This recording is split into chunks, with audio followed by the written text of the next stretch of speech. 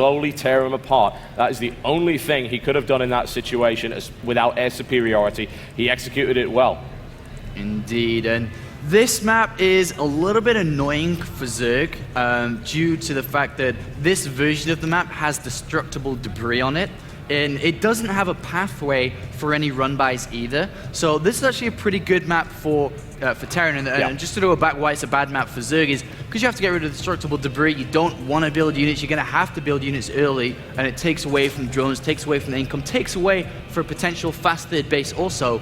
But at the same time, it opens up that third base for Polt to take, and it's very easily taken too because there's no run-bys available. Not like on other maps such as Daybreak, such as Cloud Kingdom, where you have to think about that. This map, it's free to take as long as you destroy the destructible debris, but a Terran player is always building units, so they're always going to be able to knock that down really, really fast. Yeah, and let's be honest here, Lings are probably the absolute worst unit to make that happen, and it does stretch you out just a little bit.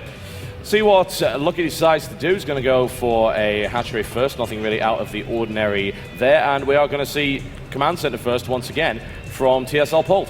Yeah, Command Center first here, and he's, you know, very similar to the last game. He's, again, asking a question to Lucky. All right, would you like to play and take a third base and try to play macro, or would you like to try and bust me again?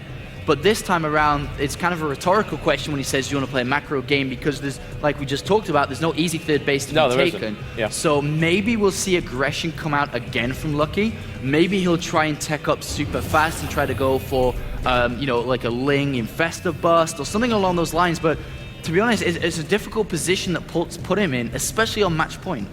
Yeah, that's the really big deal, isn't it? You know, this is not a Zerg-favored map by any stretch of the imagination, and it just happens. That's the nature of the game at the moment. Some maps are not going to be as good for certain races. Could you ever balance that out? That's a difficult question. Perhaps it might take years in order to sort out one way or the other. It's certainly not happening now. Overlord is on its way over just to have a little look. It'll get a bit of an idea of what's going on behind that, but at this stage, there's really nothing. So I can only imagine he's just going to hold it there for a while, use it maybe to spot drops later on, or to sacrifice later to gain some information. He gets the drone scout in anyway, of course, as there's nothing to stop it, and we'll just have that one hang over there in a safe location for the moment. But what does Lucky do from here, especially with the opening that Polt has done, and having gone for what looked to be an almost unstoppable Ling and Baneling bust into losing. I was about to say that, actually. If you think about what we saw at the end and where that came from, that's incredible. It's like watching some guy 6-pull a Protoss player and all of a sudden it's, you know, Broodlords against Mothership. It's like, wait, what? How did that even get that far? Yeah, it just did. Yeah. Lucky's gone back into gas really early, even earlier than last time here. Oh, hello. He did stay in with one until the SCV went in, and as soon as the SCV left, he went straight back in here. So we're going to see super aggression once again from Lucky. And you know, as I said, there's a rhetorical question if you want to play macro, because you can't answer, because you can't do anything. So will we see a Baneling bust again? Will he take a second gas, or will it be a Roach? Roaches in these positions are okay. They're not terrible, considering it's not cross position. But still, it's a very long walking distance if they were Roaches. But he does decide to go for Roaches. So we'll see. This is going to be an interesting once again. Polt throwing down 2 barracks here. He is going for reacted Hellions from this. And the Hellions are going to get there by the time the Roaches pop out. And it really does depend. How many does he invest in? Does he go 2, 4, 6? If so, it does get difficult. But as long as he keeps them alive, he can use them against the Ling backup. But he has to keep them alive, there's no doubt about that. Yeah, and if he were to lose them on that natural expansion as the Roaches popped out, could potentially be disastrous. It does give him a good lead time to start getting units out, but that just gives him the time maybe to get out a couple of Marauders, maybe throw a couple of bunkers down as well. And there's 2 Hellions are now out, and this is what happens. Does Polt decide just to sit there? It doesn't make a lot of sense, I feel, to sit there denying creep at this stage. Well, he's going to poke, and he'll get the best reaction time possible, just about. Maybe a few seconds difference, but the Queens are going to really push that reaction time away as the Roaches spawn towards the back. And Polt has already built a single Marauder. He's getting some. He's got, oh my god, Polt's throwing down double Tech Labs. I wasn't even looking at that. He's throwing double Tech Labs, which means he's going to be able to build nothing but Marauders against this. And now, as long as he just goes Marauder Hellion, this is almost just like a unit or to win. this is going to be so good for Polt here, and all of a sudden Lucky is really against it. Yeah, and he gets all the Hellions out, no problem whatsoever. He's just keeping an eye on things, getting an exact count of what's happening, trying to maybe delay them just a little bit. He knew exactly what was going to happen here. There wasn't even a question. He baited it. He forced it. And honestly, what's the Marauder count at? 4? 3 coming out at a time? High ground advantage there? This could get really messy. The link back was going to take a lot of damage, and let's see if he can actually get through this, because this is pretty much a Roachling all in against his opponent, and if he doesn't do significant damage here, then Polt's just going to stream ahead. He is droning behind this though, so he didn't continue with the warpins. Oh, not warpins, sorry, I keep saying that. Didn't continue with streaming the lava units out. He picks up, but as long as he keeps the Hellions alive, the Marauders are going to shred the Roaches, and the Hellions can easily kill the Lings. And the worrying thing here, Polt didn't care about losing mining time on the natural. He's like, all right, well, how are you gonna deal with the counterattack if I come at you? And Lucky's like, oh, I don't know, I gotta build spine crawlers, man, and is building more Roaches as well. And Stim is 10 seconds away from completing, 20 seconds away from completing. More Hellions are coming here as well. If he wants to hold this, even spine crawlers aren't really the option, because Marauders are gonna tear them down here. He needs to build nothing but units. He has a decent economy at 40 drones, but he has to set up a flank. He has to unit here, and even then it's still gonna be tough.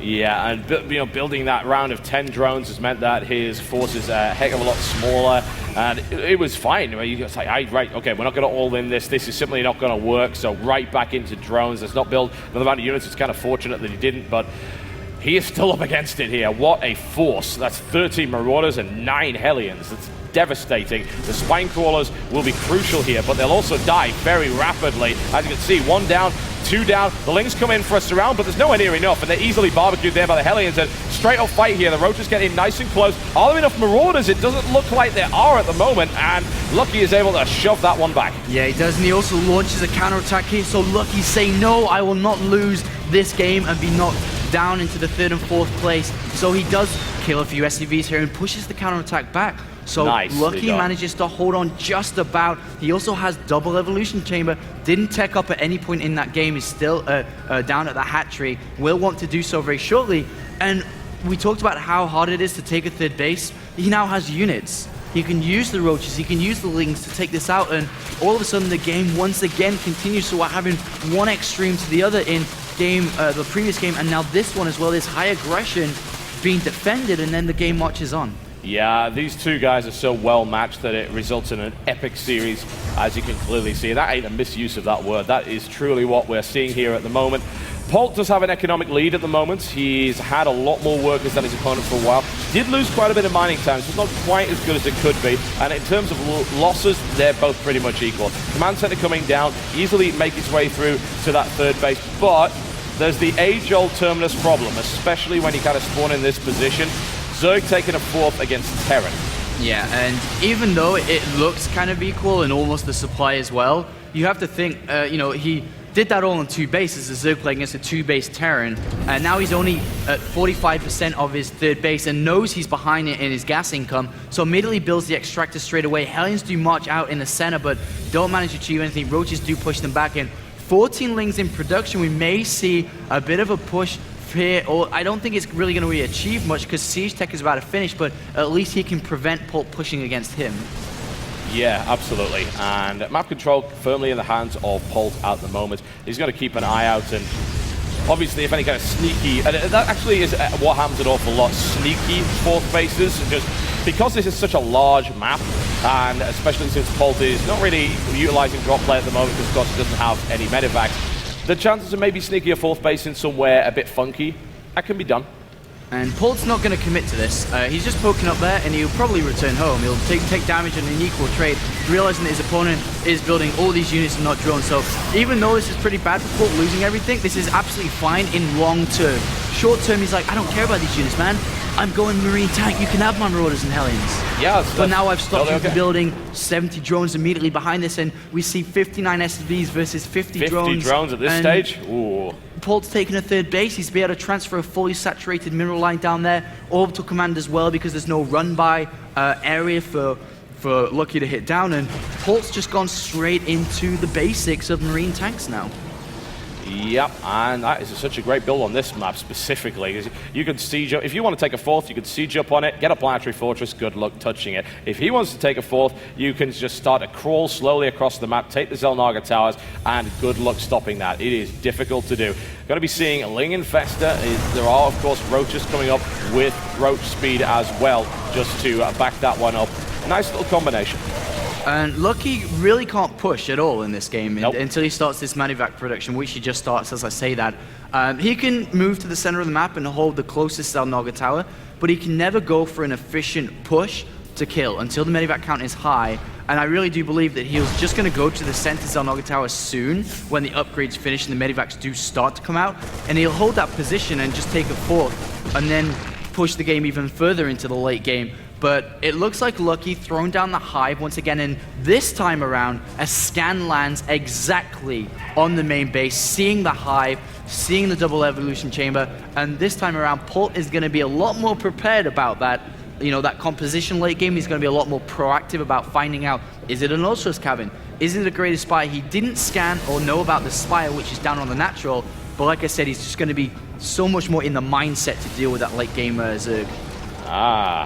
Lucky has taken a proactive move and has taken a fourth base. This may trigger Polt to actually go and try and destroy it. See what happens, and he is rolling out with a large number of tanks. His bioforce is quite significant, but of course that was just the vanguard of it, and sensible there by Polt not to send a whole lot in at once, because he doesn't reveal just the size of what he's got there. And a super timing coming from Polt, realizing that always got to be careful against those fungals, but super timing from Polt, realizing that the hive is being constructed. That's a lot of gas from 3 base. You don't have that much of a gas-intensive army. My army's actually really strong, by the way, Lucky, and he's pushing forward now, and he's going to prevent that 4th base and set up an amazing position. Awesome game reading, an awesome move by Polt. It's fairly rare that we see supply block actually affect Zerg, but at this point it really did. Look at the amount of lava that's available and not being spent, and that is those are units that he really needs right now, because Polt does have a larger army, is closer to supply cap than Lucky is. Not the best engagement here for Polt, but if he backs off and gets back to the tanks, he'll be absolutely fine. And that 4th triggered him to go, and the 4th is gone, and now the Broodlords are on the way. That's the transition for Lucky, and Polt is, I mean, he's not really prepared for it yet. He knows that it's coming, one has to assume, or at least he knows the possibility of it. Well, I think his plan is to kill before it happens, and then if it does happen, deal with it then. So he's going to slow push. A flank is set up here by Lucky, but there's so many tanks, so many Marine Marauders here that it's not really going to work, and slowly we are going to see Polt crawl tank by tank, 2 tanks by 2 tanks, towards that natural. He scans, getting rid of that creep tumors. He scans the natural area. I'm just going to quickly check his vision. He didn't see the Greater Spire. He doesn't see any Corruptors either. So he still isn't assertive with what exactly is coming, but he knows it's something, and he knows he has to go now. Yes, he does. No doubt about that. And a little strike here on Lucky by Polt. A large number of Lings discover that this is probably a bad place to be at the moment in that kind of composition, but it's going to be a sandwich maneuver from both sides. Comes in from both sides and does very well. He lands the fungal on the left. Does Lucky get the clear up? And does he have quite enough? Yes, it looks like he might do that. Nicely crushed there by Lucky. This drop is also dealt with, and Polt's army does take a bit of a hit. Yeah, it's a fantastic, super move there by Lucky, and he pushes it back. And now we talked about what does Polt do? How is he going to play with Hive? And it really was kill him. If I don't, then I have to deal with it. Now he has to deal with it. He's got a 4th command center. He's going to try to take the middle of the map. But he is building Marauders. I don't think he's expecting the Greatest Spy yet. He hasn't seen anything along those lines. Just looking through his vision, you know, he hasn't started Vikings, he doesn't have a 2nd starport, so once again, this may come as a bit of a surprise for him. He scans there, just checking the unit count, sees the 4th base going down again. Another thing Polt hasn't done is actually scout to see if there is a hidden 4th base anywhere, but that's something he may want to do. But 12 Infestors coming out. Well, we didn't see too many in this game, but we certainly are now. Yeah, well, Lucky loves his Infestor play, and Infestor Broodlord is just such a great classic composition in the current metagame. It works very, very well. Polt has a lot of Marines as well, which means that that's a lot of damage. His medevac count, it's at 8, it's pretty good, but it also means that the medevacs can be torn out of the sky. Here comes another flanking maneuver. Looking to try and deny that base. It's not going to happen. There's too many units there. And of course, once the command center turns into a planetary, Ling run-bys are nowhere near as effective.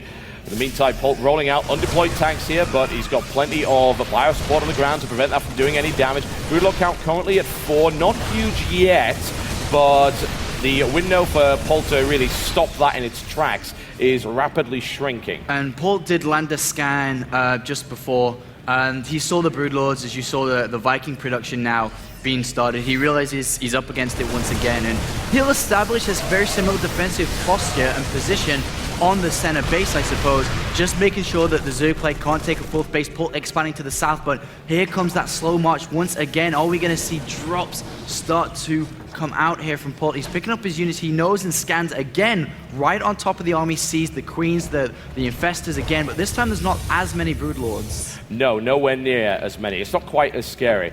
I'm just going to check how many kind of defense. Never mind. Here comes the big drop, and that was a big drop, going right into the main. The standard response, it seems, from Polt, but he is going to end up getting flanked by these Broodlords, and these tanks, unless, of course, Polt picks them up very rapidly. Nice fungal there by Lucky just to bring that down. He wants to kill the Hive, and it will die. No clutch transfuse available. Unfortunately, that entire army was destroyed as a result of that.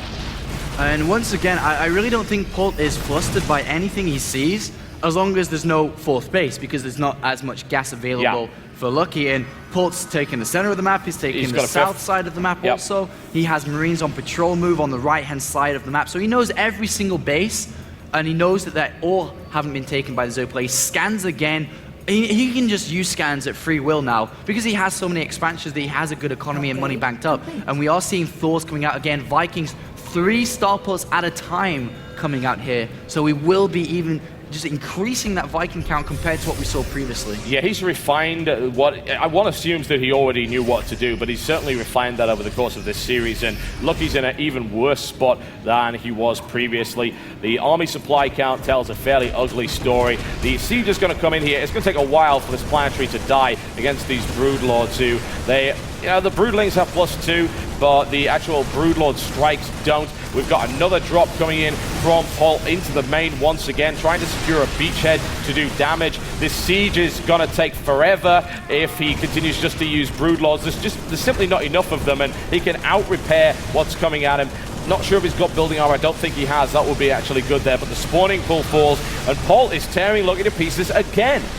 Yeah, and Polt says, you know those Broodlords, they're pretty slow, right? And Lucky says, yeah, unfortunately. And once again, the zombie army comes out, and the planetary fortress goes down, but well, it will go down eventually here. Well, maybe no, actually, because the Marines and Marauders are killing the infested Terrans faster than they're doing damage to the planetary fortress. That's comical. That really is. And actually, that's the big problem, because there's no upgrades on those infested Terrans at all. Their DPS is not as high as it could be. This drop eventually gets cleaned up. The loss of a couple of infestors and infested Terrans rain down on that. This planetary fortress is not going to die anytime soon. It's got 87 kills and is rapidly destroying everything that comes at it. And here comes Polt's fleet now. It's currently at 12 Vikings, 5 more in production, Thors as well. As long as he spreads out, again, there's only limited amounts of fungal growth, and let's have a look how he splits. Look at that Viking spread now with Thors and Marines, every single angle. Excellent. Here it comes. This could very well be the end